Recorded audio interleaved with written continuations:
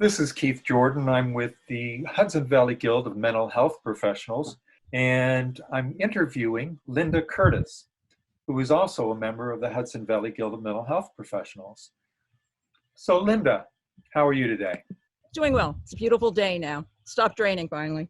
Could you say something about what you do professionally? Well, I'm a social worker. I've been one for 30 years now. Kind of fell into doing case management early on, and I never left it. And I do geriatric care management now, which is working with elders and their families to try to keep them at home and independent as long as possible. Or if they need placement, then I work to make that go as well as possible. So, how much of what you do is done through an agency, and how much of it is your own private practice?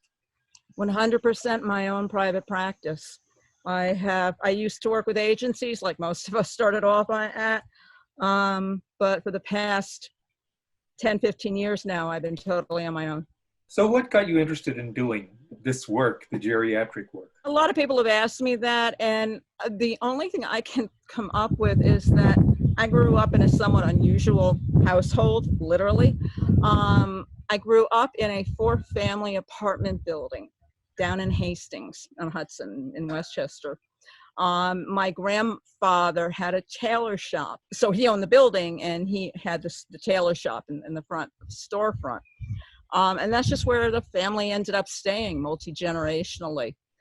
So I grew up there with grandmothers and great aunts and great uncles and cousins. The elders were always a part of my life, and I couldn't imagine them not being. The other thing too is my youngest brother was profoundly developmentally disabled, and it was back in the days when the pediatricians told parents, put him away.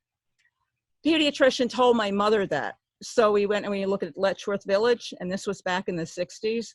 It was horrible. This is pre Willowbrook consent decree. I think that had to do with it too. I've always felt like I've had to advocate for people with disabilities and the elders. So you see part of what you're doing now is advocacy work. Oh, very much so. Yeah. Yes. Yeah. It seems to be part of everything that I do. So how do you combine therapy or counseling with advocacy? It's very much part of it when you're dealing with families that could be in crisis at any minute or in crisis when they call you. And that's usually when I get calls, is from families when the mom or dad has ended up in the hospital and they said, well, she can't go home, she needs help. That's usually when I get a call. So it's a lot of crisis counseling, very short term. I don't do, long range psychotherapy. I will refer out to other therapists for that when that's needed. But there's a lot of supportive counseling that has to be done with families that I work with. It's not easy being a caretaker. So caretaking, providing supports for the caretakers are a big part of what I do. So can you say something about your education and training that has helped you to do the work that you're doing? It's funny, when I went to college, I was going to be a marine biologist. That went out the window when I discovered sociology, and I fell in love with sociology early on. I had a particular professor. I was thinking at that point of doing counseling, I think it was a particular degree you could get for gerontological counseling. I don't remember what it was. And I had a professor say, no, don't do that. Get an MSW. And I did, pretty much based on that conversation. And I'm glad I did, because I am a social worker through and through. So who usually seeks out your services? The families, agencies that work with the families, or the elderly? Where do you get your referrals, and how do people learn of your services? All of the above. I get referrals from so many different sources. I try to keep track. It's interesting when I look back. Some are the biggest, I'd say, referral sources is word of mouth through families and other professionals that have had experience with my work, doctor's offices, elder care attorneys. I've even had some referrals through the Guild. What would you say sets you apart from other therapists? I mean, one thing that sets you apart, obviously, is you work with a very specific population. Is there anything else that you'd like to say about how you do your work that might be different than somebody else?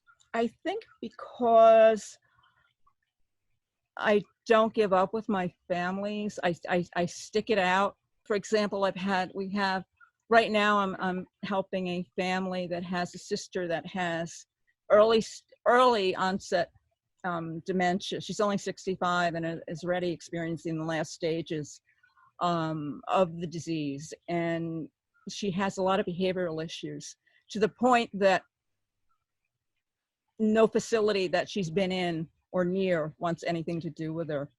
And I find myself constantly with this case being like the voice in the wilderness. I felt, and I still do feel like this one case in particular is an example of a total systemic failure that has occurred in our healthcare system. So you work not only with individuals and families, but with the systems themselves, trying to improve them. Oh yeah, that really comes with the job. Advocating